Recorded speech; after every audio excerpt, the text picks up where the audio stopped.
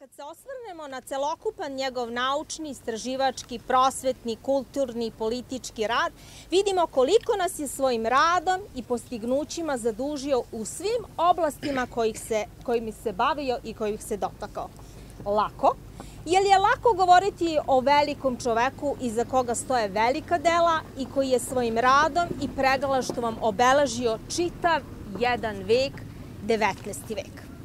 Kad na prvu loptu kažemo Josip Pančić, pomislimo da je bio botaničar, naučnik, da je bio lekar, da je bio predsjednik Srpske kraljevske akademije nauka, ono što je sada Akademija nauka i tada.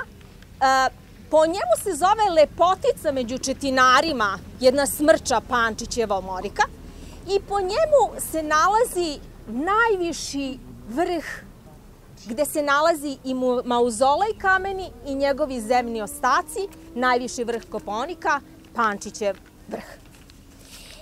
Pančić, malo zapravo znamo o Pančićevom životu. Rođen je 1814. godine u aprilu u jednom malom mestu Ugrine kod Bribrira. To je podnožje, severno podnožje Velebita, malo ubogo mesto.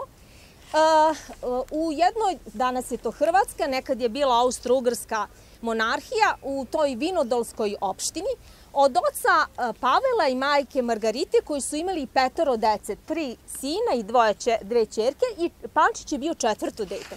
Smatra se i zna se u analima da je porodica Pančić nekako se doselila iz Hercegovine i preselila se pod Velebita i tamo su se nastanili, primili su katoličku veru i živeli su, pošto je to kršno mesto, mislim da je krš, nema, jako su siromašno živeli, bili su seljaci.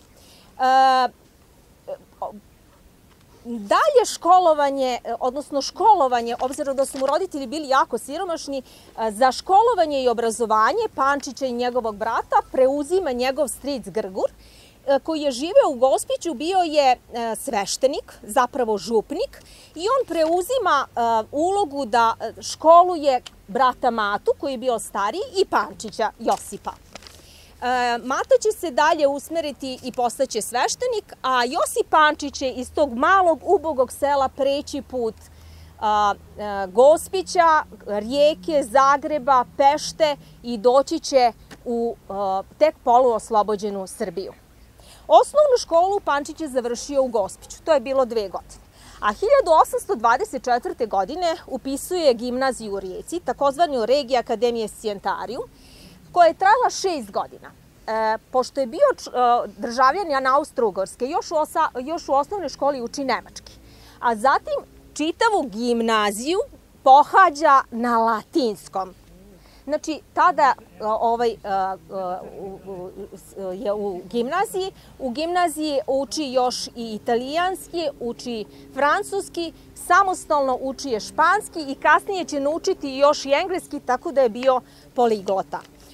Anali kažu da je bio među 5 najboljih učenika Riječke gimnazije.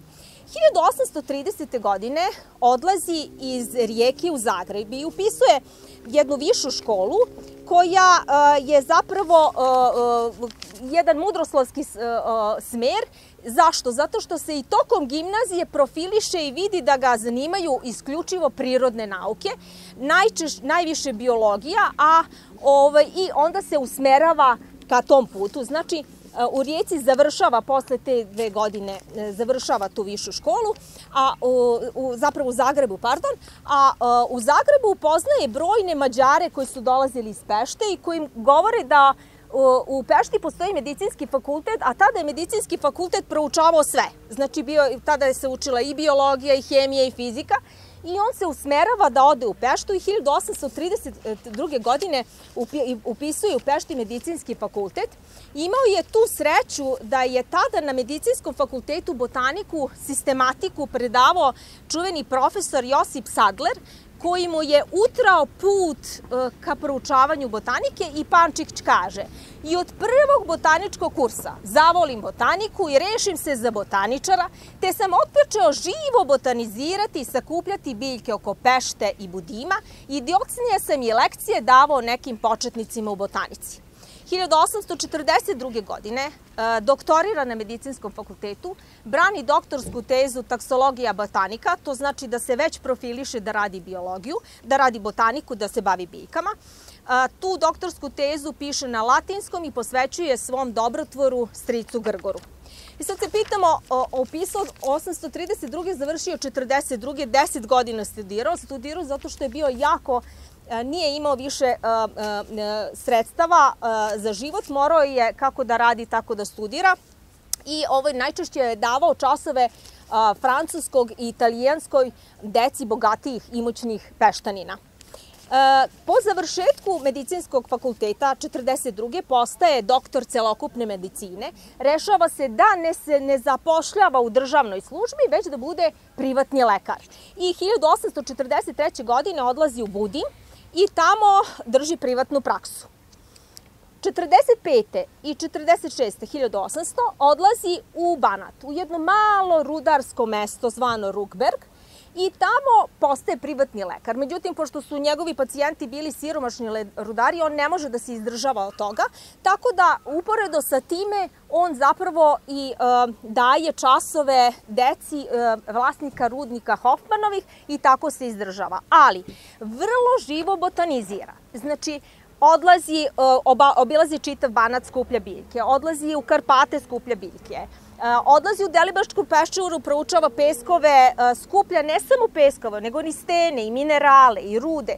Odlazi da poseti strica Grgora i brata Matu i skuplja biljke sa podno Velebita i sa Primorja i tada se već 1845. skupio dosta materijala koji on ne zna šta će s tim, tako da samostalno plaća svoje studije i 1845. odlazi u Beč da prouči na Prirodnjačkom muzeju, da prouči taj biljni materijal, da ga odredi i uporedu tada studira na Bečkom univerzitetu kod čuvenog profesora Endlihara koji je bio vrsni sistematičar i obelazio je sistematiku 19. veka. To će mu utrti put u njegovom daljem naučnom radu. Odlazak u Beč je za njega presudan. Zašto? Zato što odlazi, se upoznaje sa predstavnicima Ilirskog kruga. Tamo upoznaje Miklušića, upoznaje Vuka Karadžića i po nagovoru Vuka Karadžića, Vuk Karadžić kaže idi u Srbiju, tamo traži zaposlenje jer Srbija nema lekara i on zaista 1846. godine odlazi u Srbiju, poluoslobođenu Srbiju. Srbija gde je na Kalemegdanu još su bili Turci, gde su se još topovi čuli sa Kalemegdana, ali on odlazi i po nagovoru Vuka Karadžića traži da zaposlenje u Užicu. Međutim, to nije bio srećan trenutak, zato što Vuk Karadžić tada nije baš bio omiljen u Srbiji, a drugo što su se u Užicu skrivali neprijatelji Karađorđevića, tako da Josip Pančić postaje sumnjiv.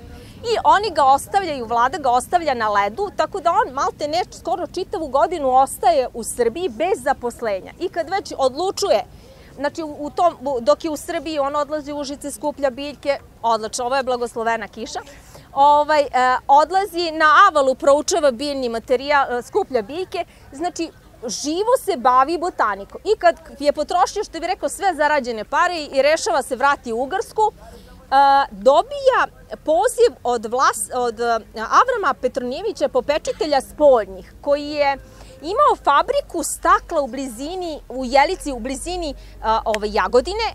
Zapravo u fabrici je izbila neka strašna pošast trbušnog tifisa i dizenterije i poboljevali su radnici i njihove porodice i Avram Petronijević ga šalje i baca ga u vatru da reši problem te velike zaraze. Pančić takav kakav je bio, a bio je jako pedantan, jako posvećen, jako sistematičan, odlazi u Jagodinu i rešava za 2-3 meseca problem, taj veliki problem koji su imali. To prepoznaju vlasti u Srbiji, tako da ga 3. februara 1847. godine zapošljavaju nude mu zapošljenje, zapošljavaju ga u Negotinu. Međutim, pošto su ga Jagodinci mnogo zavoleli, bilo je onaj, što bi rekli, naš lekar, oni ne dozvoljavaju da ode u Jagodinu, već biva zapošljen kao kontraktualni gradski lekar druge klase i privremeni fizikus okruga Jagodinskog. Ne znam kako su ovo pisali, ali tako. U svakom slučaju, obzirom da nije bio državljanin Srbije, on je mogao samo da bude taj kontraktualni, nestalni lekar. Novembra 1847. godine biva iz Jagodine premešten u Kragujevac i biva postavljen za privremenog okružnog fizikusa prve klase i on će od 1847. do 1953. biti ovde u našemu lepom gradu. Tada traži prvi put otpust iz austrougarskog državljanstva i dobit će ga kasnije, ali u tom periodu od 49. do 53. na ličnom planu Pančiću se dešavaju lepe stvari. Znači, on se 49. u januaru ženi Ljudmilom Milkom, ćerkom barona Kordona, koji je bio inženjer.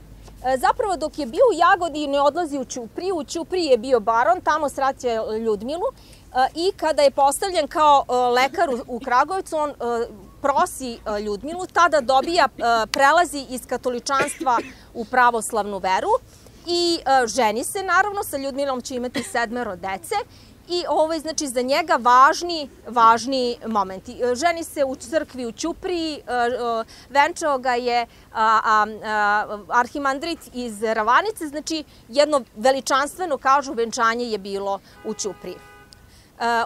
U periodu između 49. i 50. za Pančića se događaju neke i na naučnom planu važne stvari.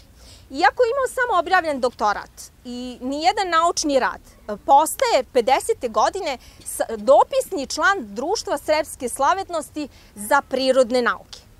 To će kasnije prerasti u Akademiju nauka. 51. prvi put odlazi na Kopaonik, biva potpuno zaljubljen i opčinjen Kopaonikom i 16 puta će u toku svog života posetiti Kopaonik. Septembra 1953. godine, po ukazom Aleksandra Karađorđevića, biva postavljen za kontraktualnog profesora na katedri jestastvene istorije i agronomije pri liceju u Beogradu. Taj licej će biti visoka škola, ta visoka škola će biti Beogradski univerzitet. Znači, prvi profesor u početku dopisni i on tada kaže: da bi imao s čim platiti ljudima kojima seliše iz Kragujevca u Beograd, prodam konje i kola za 20 dukata i onu zemlju na kojoj sam sejao detelinu, te dobijenim novcem zato preselim se u Beograd i kupim nešto nameštaja. Koji danas, tako i tada, profesori baš nisu imali neke plate.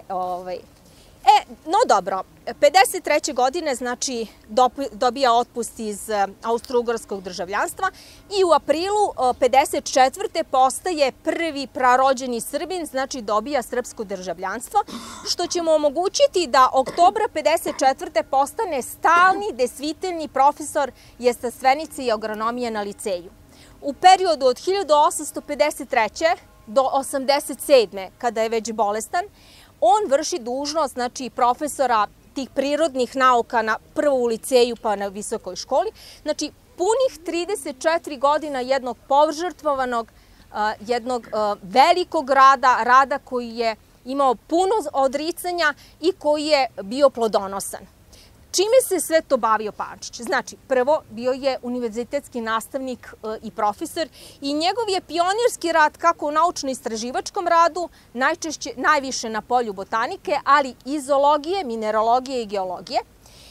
Pančiću su bili povereni svi predmeti iz jestastvenice, znači botanika, zoologija, mineralogija sa geologijom, agronomija, i to nije bilo sve, predavao je i meteorologiju i fizičku geografiju.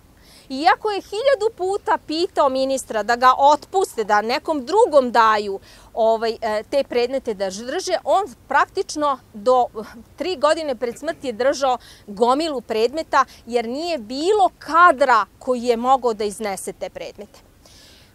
Zamislite Srbiju u to vreme, koja nema nikakve gotovo knjige. Znači, postaje profesor u školi, nema knjige, nema literaturu, gotovo nije pisano, nema botaničkih knjiga, nema zooloških knjiga, nema mineraloških knjiga, znači nema odakle da sprema predmete. To znači da je morao sve da prevodi, a pošto je govorio, vidite koliko je jezika govori, on svu tu literaturu prevodi i piše svoje udžbenike. Iz botanike, iz mineralogije, iz zoologije, znači agronomije, piše udžbenike. I ne samo to, prilagođava ih da ti licejci i studenti više škole mogu da uče iz toga. Znači, to je bilo potpuno, da kažem, nije imao pionirski rad u svemu čega se dotakao. I još da kažem, da je u to vreme kada Pančić stupa na naučnu scenu Srbije, Srbija je bila jedno veliko prazno polje. To znači da o Srbiji nije bilo podataka o biljnom i životinskom svetu.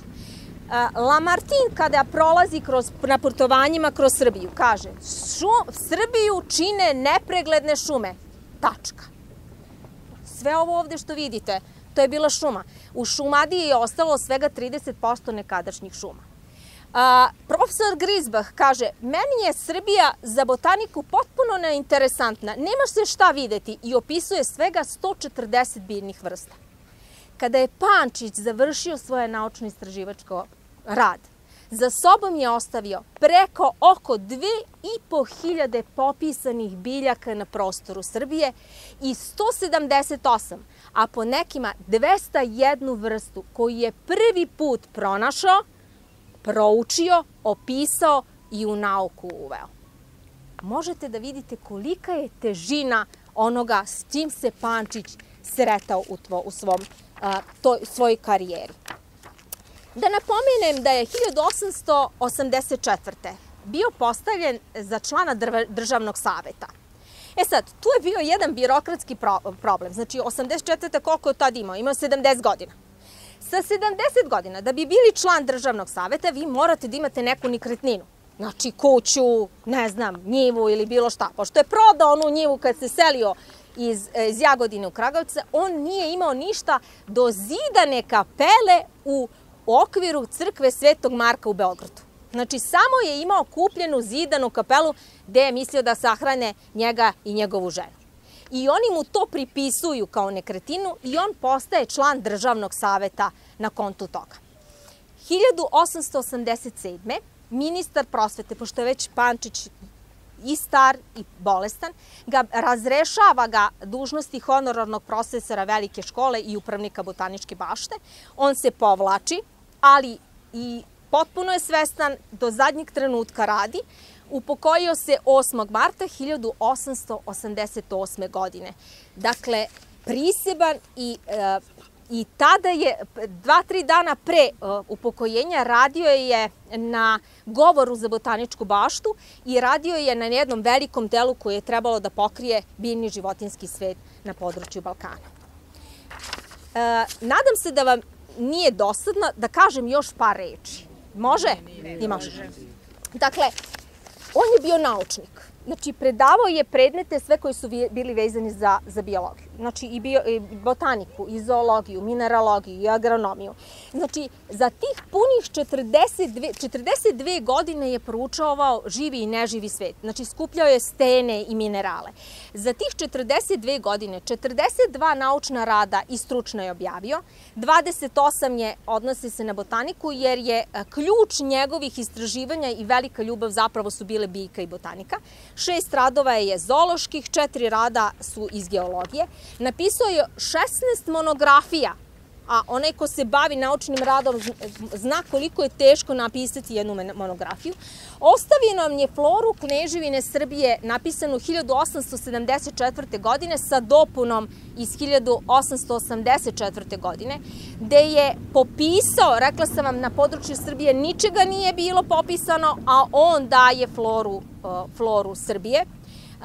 Pisao je floru i Bugarske i mnoge stvari je napisao, neću vas s time daviti, ali je važno da je, znači, oko 2500 vrsta na području Srbije opisao.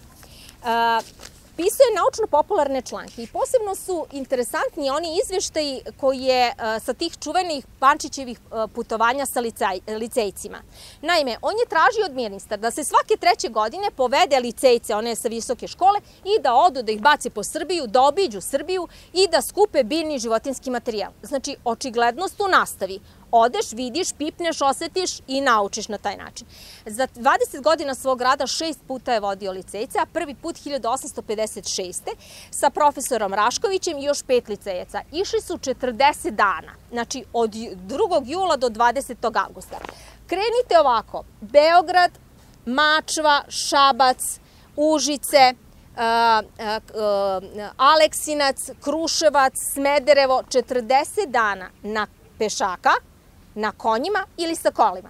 A ko se bavi botanikom zna da mi imamo botaničke sprešce i u te sprese stavimo biljke, a on je još nije samo skupljao biljke, skupljao je životinje i skupljao minerale. Mogu samo da zamislim kako su licejci to nosili, a sve se to nosi prti na ramenima. I on je insistirao, govorio je da jedino možeš upoznati svoju zemlju i možeš da voliš svoju zemlju ako ju upoznaš. I insistirao je da licejci što više obiđu, da budu u srži sa narodom, da upoznaju Srbiju izvorno. Bavio se životinjama i prve ozbiljnija literatura naučna je bila Pančićeva. Proučavao je ribe, ptice, proučavao je insekte. Bavio se mineralogijom i ono što je jako važno, napravio je 3 jestestveničke zbirke.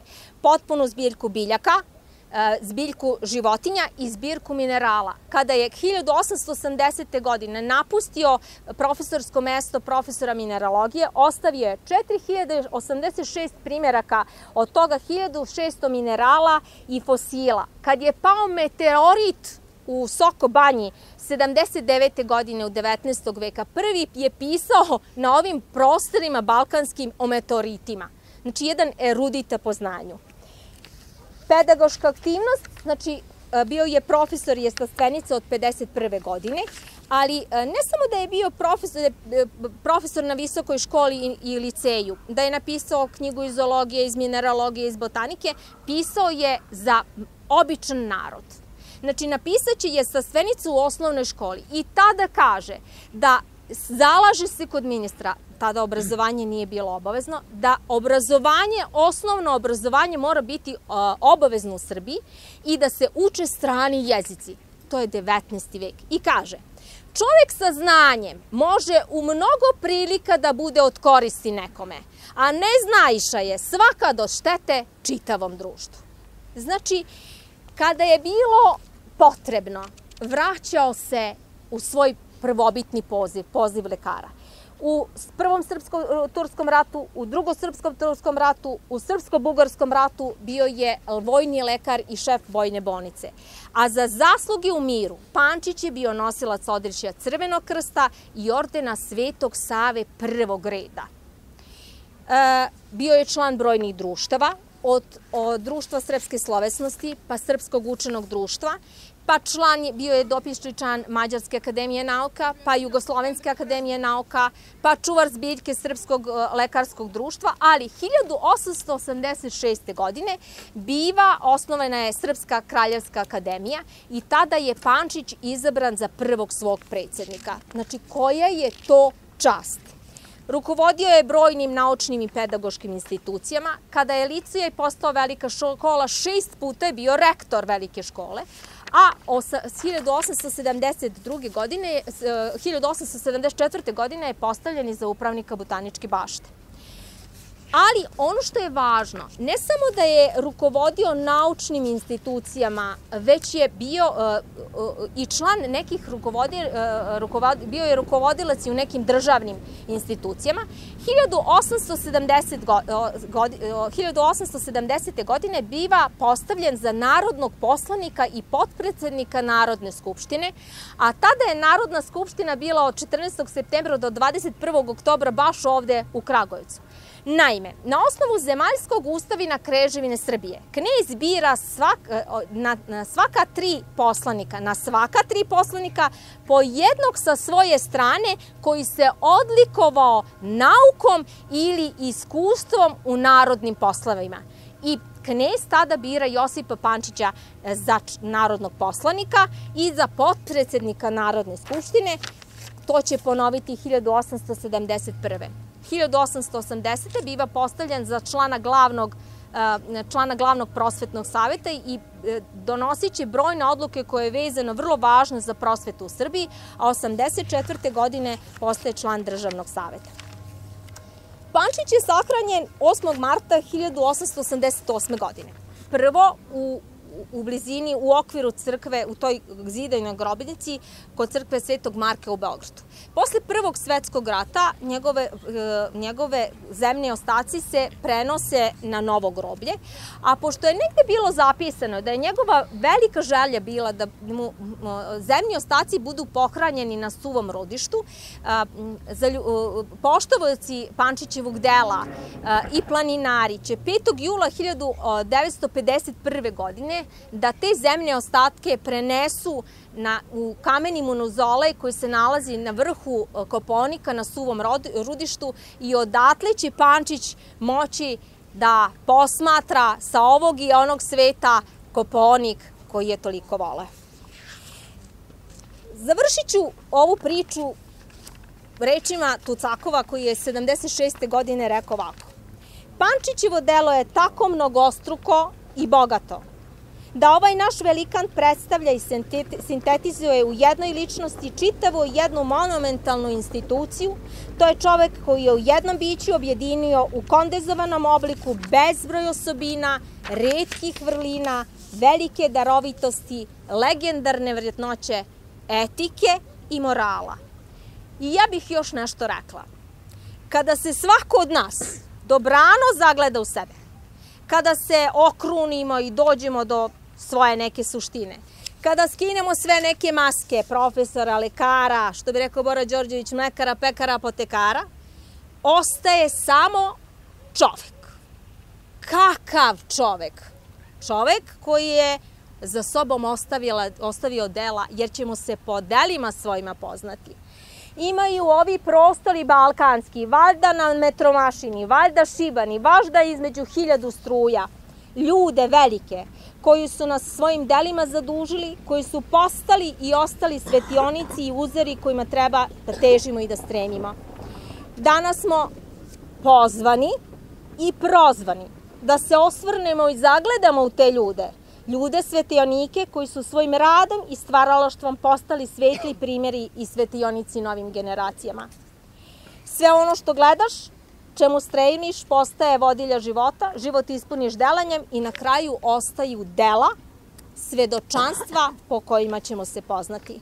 Jedan od takvih svetionika koji danas jarko svetli i koji treba da nam pokaže put kojim se ređe, ali ipak istrajno ide, put koji će učiniti i da i mi budemo svetionici novim generacijama je i svakako Josip Pančić.